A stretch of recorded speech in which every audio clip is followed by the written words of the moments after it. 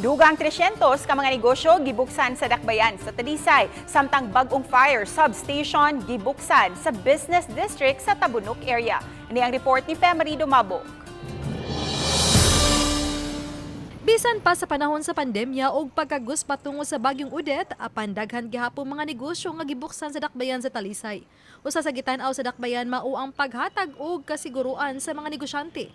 Mato di Talisay City Mayor Samsam Gulyas nga makatabang sa paghatag og seguridad ang bagong fire substation nga gibuksan diha sa Barangay Tabunok. Misado sa bang bagong BFP Regional Director Chief Superintendent Jaime Ramirez sa dugang fire truck og personnel alang sa Talisay City. Over the course of the years, even with COVID, daghantag mga new businesses ni Saka ni Turok diri sa syudad sa Talisay. Once new business mo turok, of course other benefits and services need to be given, and usaan na ang fire safety. Dugang fire substation pa usabang ipatuko sa Dakbayan sa Talisay aron mas daling makaresponde kung na isunog. Uban ni Godfrey Rilieno Grod Prado. Ako si Femery Dumabok.